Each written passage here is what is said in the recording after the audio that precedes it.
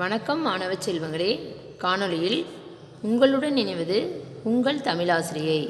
நாம் சென்ற காணொளியில் பாடையேடு எழுதினோம். காரணப்பெயர் என்னும் பகுதியை நமது பாடையேட்டில் எழுதினோம். தற்பொழுது செய்வினை செய்யப்பாட்டு வினை பற்றி அறிவோம். செய்வினை செய்யப்பாட்டு வினை. செய்வினை என்பது எழுவாய் செயலை செய்வதாக வருவது செய்வினை. எழுவாய் செயலை செய்வதாக வருவது செய்வினை ஆகும். இப்போ எடுத்துக்காட்டா, தலைவர் பரிசு வழங்கினார். இதில் எழுவாய் எது? தலைவர் இல்லைங்களா? ஒரு பெயர் தானே எழுவாயாக வரும். தலைவர் பரிசு வழங்கினார். தலைவர் பரிசு வழங்கினார் அப்படிங்கிறது அவர் செய்த செயலை குறிக்குது இல்லைங்களா? தலைவர் செய்த செயலை குறிக்கிறதுனால இது செய்வினை. அந்த செய்யக்கூடிய செயல்தான் செய்வினை. தலைவர் பரிசு வழங்கினார். அடுத்தது பாருங்க, எடுத்துக்காட்டு. குழந்தைகள் பாடம் எழுதினர். குழந்தைகள் அப்படிங்கிறது எழுவாய். அவங்க செய்த செயல் என்ன? பாடம் எழுதுதல் இல்லையா? அதுதான் இங்கே செயல், செய்வினை. அவங்க செய்த செயலை குறிப்பது தான் செய்வினை. குழந்தைகள் பாடம் எழுதினர்.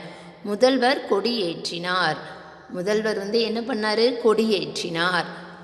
எழுவாய் செய்யக்கூடிய செயலை தான் நம்ம செய்வினைன்னு சொல்கிறோம். முதல்வர் கொடி ஏற்றினார். அடுத்தது செய்யப்பாட்டு வினை. செய்யப்படு பொருள் முக்கியத்துவம் பெற்று முதலில் நின்று வருவது செய்யப்பாட்டு வினையாகும். செய்யப்படு பொருள் முக்கியத்துவம் பெற்று முதலில் நின்று வருவது செய்யப்பாட்டு வினையாகும் இல்லைங்களா? இப்போ என்ன ஆகும்? முன்ன நம்ம எழுவாய் முதல்ல நின்றுச்சு அப்படின்னு சொல்கிறோம் இல்லைங்களா? இப்போ செய்யப்படு பொருள் அது முக்கியத்துவம் பெற்று வருவதுதான் செய்யப்பாட்டு வினை. பரிசு பாருங்க, எடுத்துக்காட்டு. பரிசு தலைவரால் வழங்கப்பட்டது இல்லைங்களா? அது இப்போ பரிசு யாரால் வழங்கப்பட்டது? தலைவரால். இப்போ செய்வினையை நம்ம செய்யப்பாட்டு வினைக்கு போடும்போது என்ன வரும்?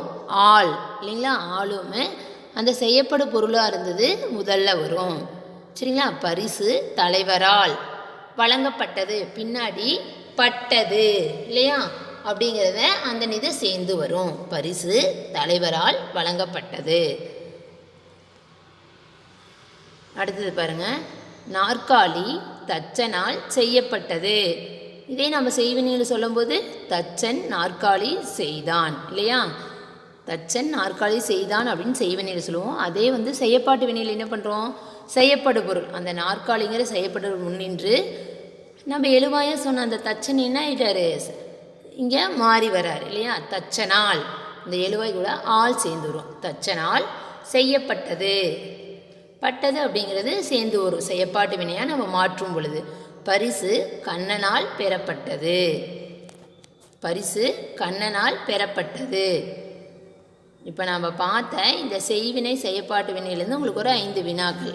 இதை நீங்கள் என்ன பண்ணணும்? செய்வினையை செய்யப்பாட்டு வினையாகவும் செய்யப்பாட்டு வினையை செய்வினையாகவும் மாற்றி உங்களுடைய தமிழ் நோட்டில் எழுதினாலும் சரி, ரஃப் நோட் இருந்தால் ரஃப் நோட்லேயும் எழுதலாம்.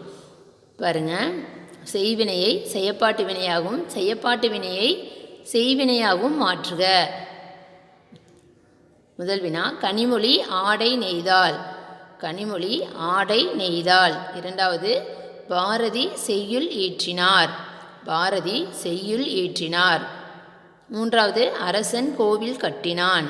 அரசன் கோவில் கட்டினான். நான்காவது, அம்பு முரளியால் எய்யப்பட்டது. அம்பு முரளியால் எய்யப்பட்டது. ஐந்தாவது, கூடு பறவையால் கட்டப்பட்டது. கூடு பறவையால் கட்டப்பட்டது.